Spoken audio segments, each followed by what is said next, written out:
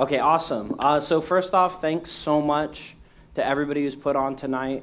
It's been awesome. The DJ's killing it. Like everybody Googled, these places are amazing. If you haven't, I recommend you go try the bidet because those things are so crazy. Oh my God, life changer. Too much, yeah. Okay, so I think Elizabeth mentioned a few things at the beginning about what I do. I'm Isaac. I work as an experience engineer at Leap Motion, and so what that means to me is like somewhere between evangelicist and like reckless creator or something like that. Because what I do is not so much try to tell people that our technology is cool, but just be like so in love with it that I can't help but share it. I feel really bad for other people who are evangelicists and have to like talk about a technology that they don't really care about. Because like for me, it's like actually crazy how much I love what I do. I'm trying something a bit different with this talk and actually like wrote a speech instead of just winging it.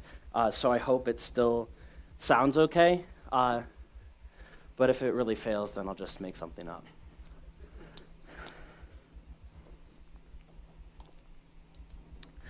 Okay. Oh, the lights. Perfect. Okay. So I'm Isaac, and I'm an experience engineer at Leap Motion. I work exploring a newly discovered relationship with our hands. I'm intensely interested in communing with digital nature. And the tools that I use are Three.js, Web Audio API, and most of all, Leap Motion. Most of what I've done can be found at kabibo.com, where I've been working on constructing my own personal ice kingdom. Unlike our previous speakers, I have no idea what I'm doing.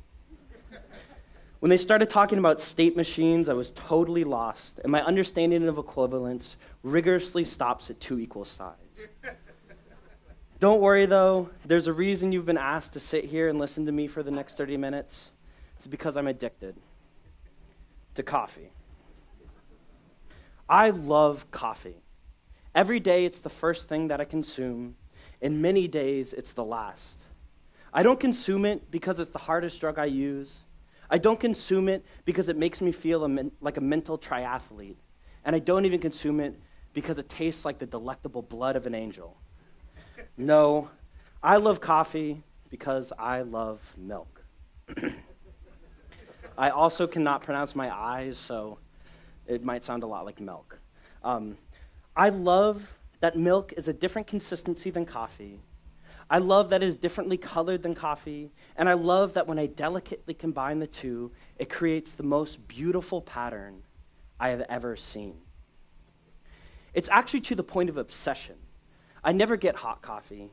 It makes the milk dissipate too quickly and isn't as likely to come in a clear glass. Regular iced coffee isn't even enough. I need cold brewed, condensed, New Orleans styled iced coffee. Only its viscosity will satiate me. At the coffee shop I go to, they make sure they never put the milk in themselves and always give me the container to pour it drop by drop. People can't tell if I'm super conscious of my milk consumption or just straight up weird. The later is obviously the true statement, but it's mostly just because I can't get over the mystical nature of chaos. It's kind of funny how this turbulence brings me peace. It's such a lonely joy, after all. Its haunting dance into nothingness is somehow melancholy in my mind. I think it could be because, to me, it's a firm reminder of the unshakable arrow of time or vacuum of space, which are in many ways terrifying. But it's just so damn beautiful that it can do nothing but calm me. Maybe it's because I can't unmix the milk and coffee. Maybe it's because when I mix the two today, they will look completely different than they do tomorrow. That one magical tendril that I witnessed on the first drop might be replaced with a dendrite, appearing only moments before the completion of the sepia solution. Maybe it's because any other individual touching the glass will create a totally different pattern. they will never see the same turbulence that I do. Maybe it's because each and every experience is only a single moment and a single branch of infinite possibilities, unique and miraculous as it is. Or maybe it's just the fact that after it's all mixed, I get to take that first sweet sip and feel the delicious nectar of caffeine flowing through my drug-addled veins. I hope it's the turbulence, though. This would be a much more interesting talk if it wasn't predicated on a deep physical addiction. Either way, that moment when I watch the milk mix, I find myself in a happy place. For that moment, rent is not important. That giant keep calm and carry on poster that is now the centerpiece of our living room doesn't bother me so much, and I forget how late I am to my 9 o'clock stand-up. I find the turbulence in that cup beautiful, and that beauty makes me happy. Not in an urgent way, in an important way. I want that peace all the time.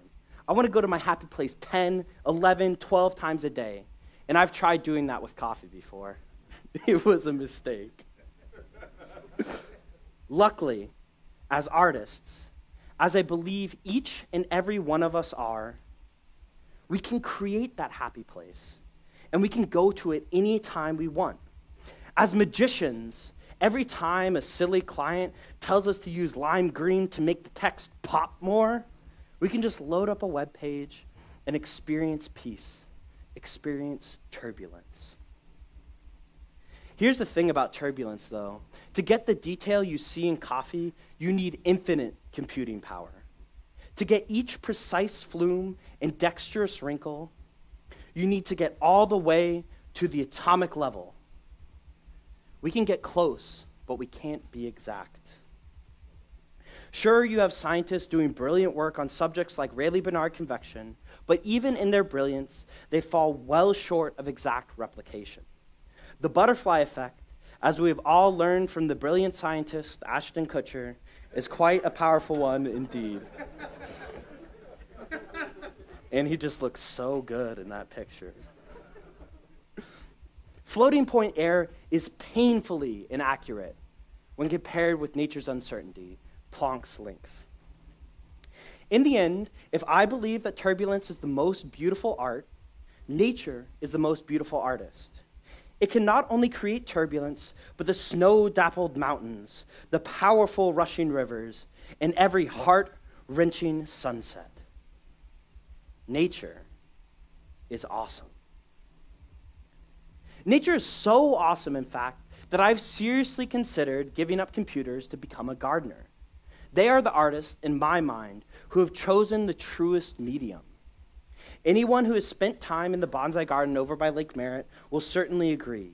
The twists are more elegant than any Bezier curve could hope to convey, and the sheer detail of the turtled bark makes even the most processor-intensive physics simulation look like a crayon drawing. Any one of us could spend our entire life trying to create that turtled bark and still fall dramatically short of our goal. Hell, all of us in this room together could combine our superpowers and attempt to conjure a tree, and nature's shaders would triumph without competition.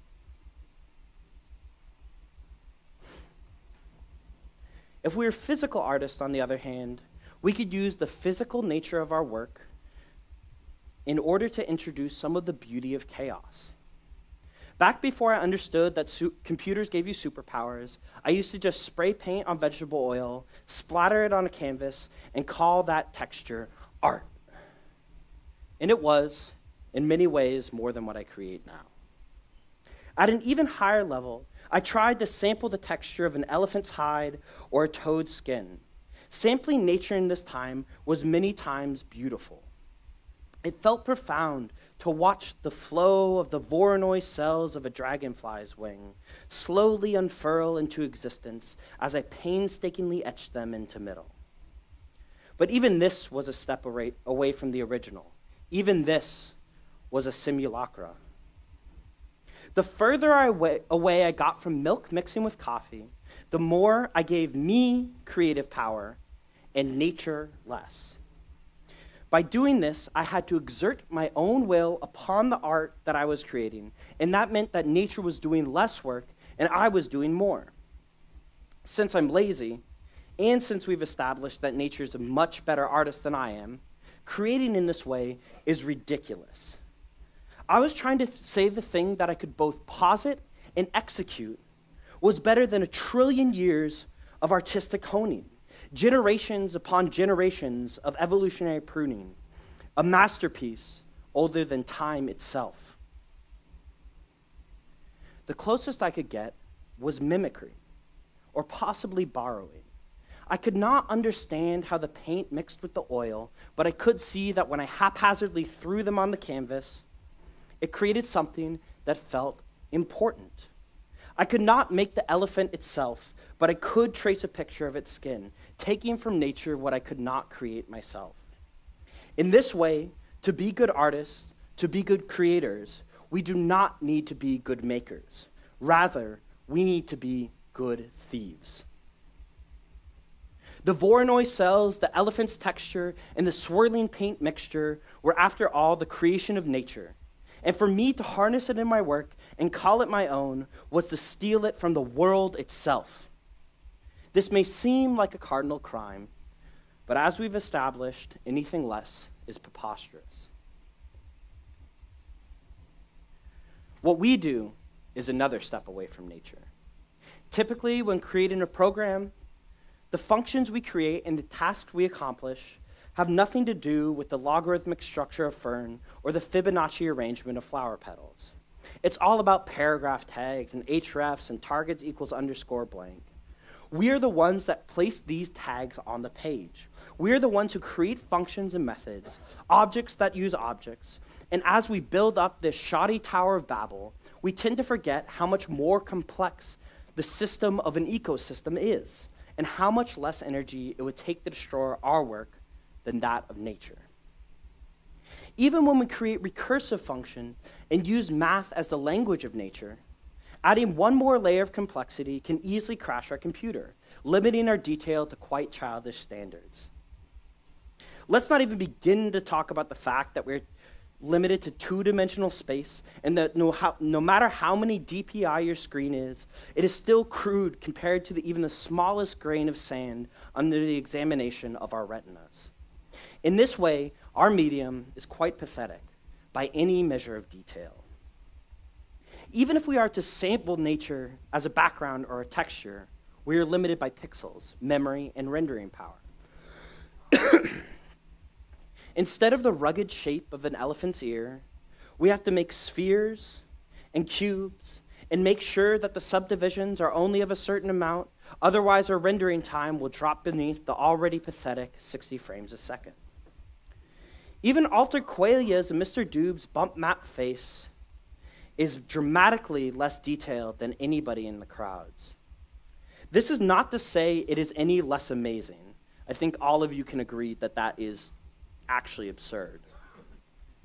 It is just to say that whenever we do anything in our medium, we will fall short.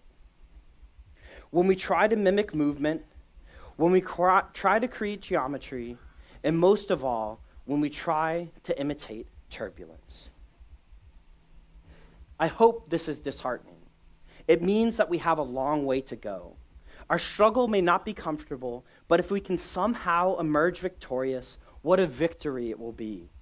Our medium is young, but if we can help it grow and we can use it to create, it means that we have accomplished something beautiful, and that accomplishment should make us happy. As well, there are certain things that are part of our medium that no other medium can claim to possess. There are certain parts of our medium that give us a fighting chance. First off, in our medium, stealing is in most cases not destructive. Because replication comes for free, sharing and utilizing others' code is widely accepted and expected. Coding is just socially acceptable thievery. This is not to say you should go out willy-nilly and jack IP, just that sharing is caring. You can see communities arise from this sharing, and it makes everyone involved more mighty.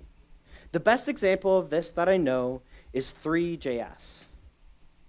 Because of one man, Mr. Dube's fervent dedication to creating a useful library, many other of the power players of the WebGL community have joined in making a tool that lets even someone like me, who has no idea what they're doing, create something. It's more than just that, though. Others have let Mr. Dube call their work his own. In this way, Altered Qualia, B. Houston, ZZ85, Giro3, Wes Langley, and many, many others have added to the community with selfless dedication. With each additional commit comes more complexity, more substance, and more code to steal. It may be difficult to steal directly from nature, but in this way we can create complex enough networks of thievery that the stealing itself becomes its own organic being. For the demo that I will show you, I've stolen so much work from so many people that there's no way that I can have claimed to create it myself. I've only selected a mix of others' works and put it together in a way that I've not seen before. All work we do is not our own. It is that of our community. Even in the unlikely chance that you have built something using no libraries, the work that the V8 engine does in order to compile your code, and even more the work that Intel or NVIDIA has done in order to render your program, trumps any contribution that you could make to the overall success of your application. Anytime you think you have made something, you are wrong. You have channeled the organic power of communities, corporations, and people in order to manifest a creation of humanity. I can't explain exactly why, but the miracle of these different components coming together every time I refresh my browser makes me think of the mixing of milk and coffee that I love so much. Suddenly, my messy room, the deadlines coming up, the fact that rent was due 2 days ago doesn't matter so much, and I start drifting in mental space, marveling at the smallness of my own accomplishment as I consider how magnificent our species is. I forget the urgent and remember the important. It doesn't just stop at the channeling of humans, though. Our medium has something else that is spectacular: variables. Although I will never be able to make a face that is better than the one that nature can make, there's something else magical I can do. I can change the skin color. I can even change the color of the lights that shine upon the skin. And I get to do all of this with a single keystroke. In this way, I can create an object that maybe has less detail, but has more self-freedom than that which is created by nature. Although this goes a bit against letting nature do the work, there's something special about variables. They can be controlled by another manifestation of nature: data. In my mind, data is our most fierce weapon in the creation of that which is organic. Because it is so expansive, it allows us to pass through one piece of nature to another. Although this manifestation usually tends to be a one-to-one correlation, say placing population data on a globe, there's nothing to say that we can't recklessly link two uncorrelated phenomenon. Imagine a face whose features are distorted by the number of endangered animals per geographic unit. I'm sorry I didn't have time to make this, but I hope that you can concede it is at least possible. In this way, we can begin to create works which utilize data to create an interface between the natural world and ours. By figuring out ways to get real-life data, we get to make real-life applications, real-life art. There are so many sources of real-life data. To me, there's obviously infinite, but there are two that are the most important: what I hear and what I see. I'm not yet able to rig my eyes and ears up to a Thunderbolt cable, but in the meantime, there are two ways that I can begin to access these senses: the Web Audio API and Leap Motion.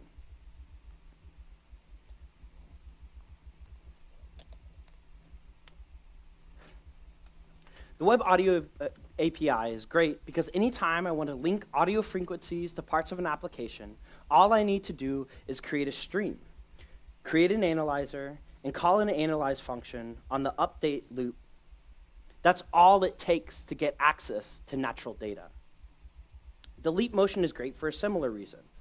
All I need to do is create a controller, connect it, and now I have access to something that I can see, something as fluid and authentic as the movement of my own hands.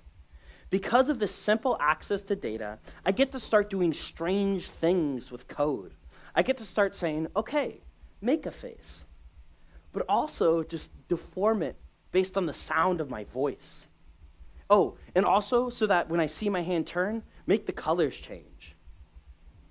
Suddenly, something that I've stole comes to life by funneling data from one place to another. Although I tend to fetishize the aesthetic, this fluid data is more than just a visual nicety.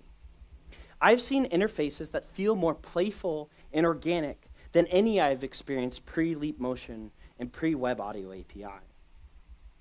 I've seen things created that were never before possible. I myself learned to 3D model and made a mug overnight.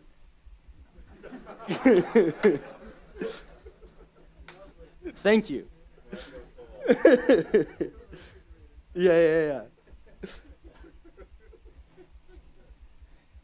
It's because all I had to do was reach my hand into space and use the senses that I love so much. Because many minds more brilliant than mine did find a way to mine the data, I get to lovingly thieve their work through robust and simple APIs. They make the data easy to thieve. And as creators, that is the kindest thing we could ask for. Additionally, because of their nuanced connection with natural data, programming with the Web Audio API and Leap Motion becomes a pleasure rather than a task.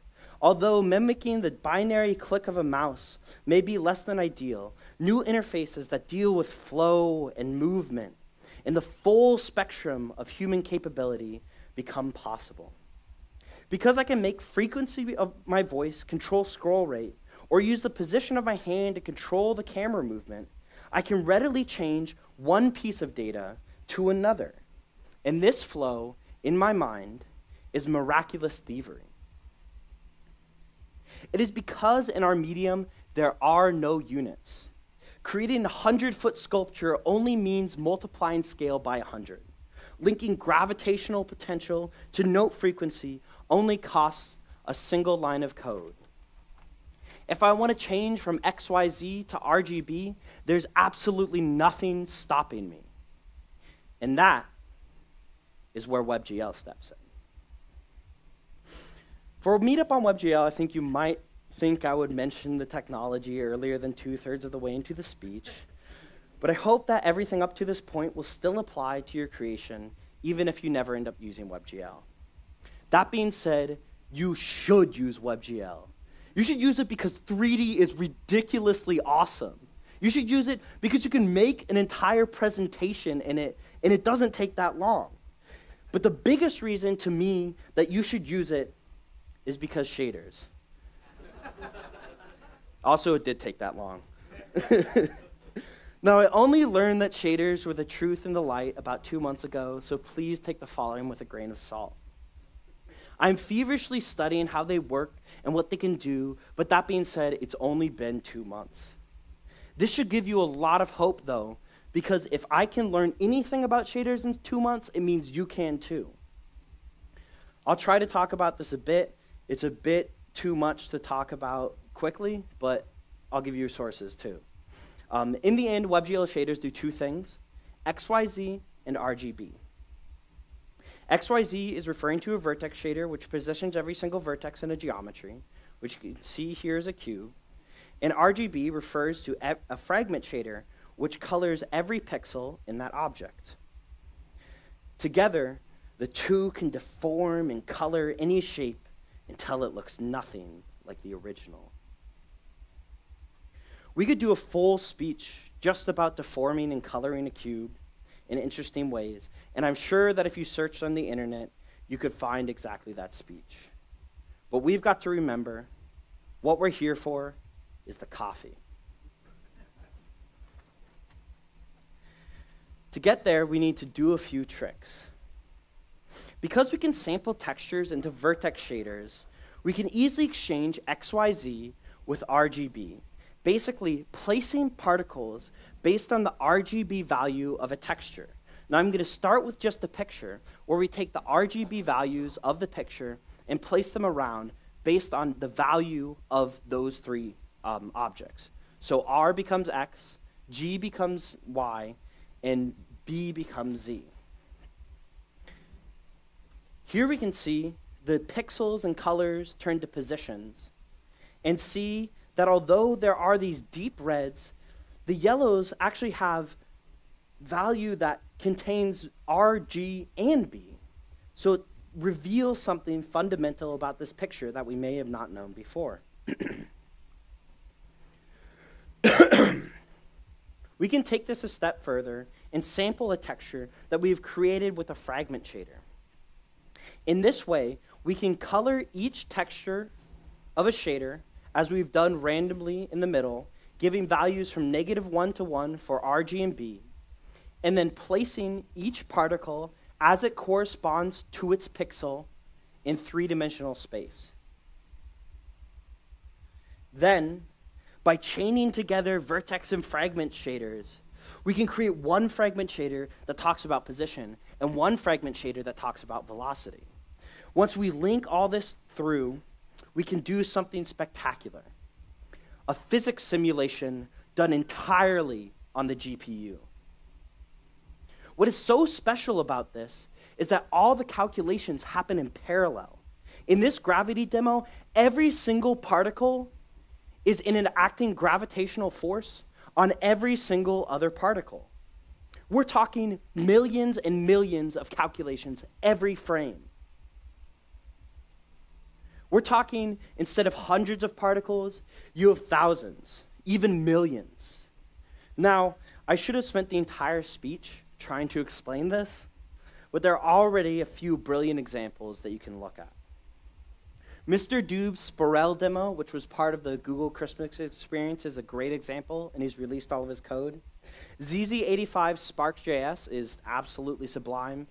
ZZ85 also does a flocking demo in the Three.js examples, so check that out. And as well, SoulWire's straight WebGL GPU particles. The tasks that they are doing are all different, but if you closely examine them all, you will learn dramatically more about GPU than I can hope to explain in this short time. However, with their knowledge aptly and lovingly stolen, I can move on to the Holy Grail, turbulence. To make my turbulence, I use something called curl noise. It is not actually fluid dynamics, and I've been told by a few math PhDs that it's a sin to even call it mimicry. It's smoke and mirrors, but then again, we are magicians. Now, the most beautiful example I've ever seen of curl noise was from the astute creator Eddie Lee and his demo artifacts, as you can see here. Eddie Lee is a straight-up mastermind, and if you've ever played Kyoto or Lotus, I'm sure that you will understand why. He elegantly navigates the issues I've discussed with digital creation, both by creating authentically organic shaders and by buying wholeheartedly into the fact that his creation cannot be natural and making it playfully simple. Additionally, he's awesome because he let me steal his code. He showed me how to mimic my turbulence, my happiness. I didn't just steal code from him. He gave it to me, free of charge and out of kindness. With this code in hand, I was off to the races. After hectically slapping together shader code into ZZ85's GPU particle simulator, I refreshed my page, and nothing happened. I did it again, and again, nothing. After multiple more hours of frustration that can only be known by someone who has tripped on a shoelace moments before finishing a marathon, I finally asked one of my other idols, Reza Ali, for help. Being yet another brilliant mind and another gracious soul, Reza sent over his curl noise code, which made me realize that I'd used an equal sign instead of a plus equal sign for the most vital part of the equation. I told you I know nothing about equalities. But with that bug fixed, I crossed my fingers, refreshed my browser, and there it was. My very first turbulent system. And by mine, I mean Mr. Doob, Alter Qualia, ZZ85, Eddie Lee, Reza Ali, and probably many of the people sitting in this room right now. Sure, it was no milk and coffee, and I know now that using more optimized code, I could get 10 times more particles. But it was a start, and that alone made me happy. I really think that this could have been enough for me.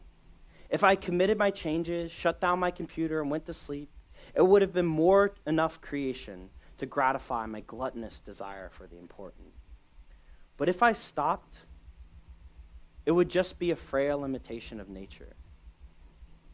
It would be dots algorithmically moving around the screen, and as happy as I was with those small white squares, it is after this point of initial implementation that our medium begins to shine.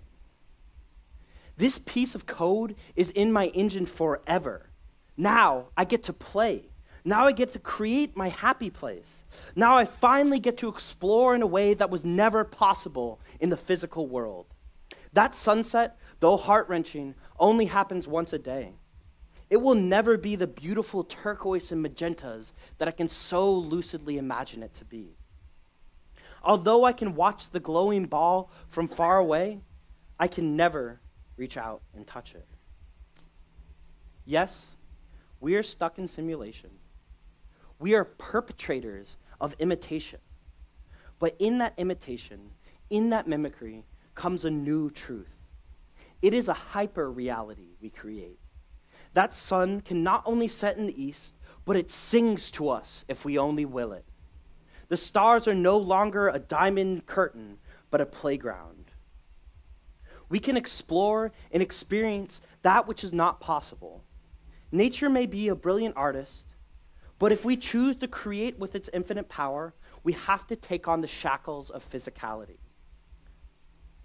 Now, with WebGL, with access directly to the senses, we can begin to cast those shackles off. I'm no longer limited to my flesh self, and I can finally come to you as Kabibo, the ice mandala of the northern kingdom, floating in the darkness. Nature may want to keep me here on this earth, harnessed by my decrepit human form, but I refuse that requirement.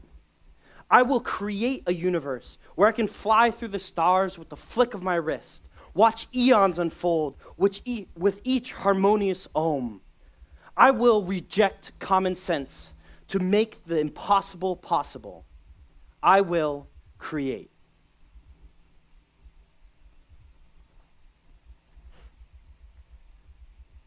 I will leave you now with one more of our creations. Please sit with me, and as you watch its life unfold, meditate on what is important to you and what makes you happy. Think about what you will do as a miraculous creator and how you can harness the power of the entire human race to manifest your creation. As I fly you through our slowly dissipating universe, remember that although we will always be painfully limited as humans, we together have made something that allows us to be so much more. Without further ado, I give you We Over by Holy Other.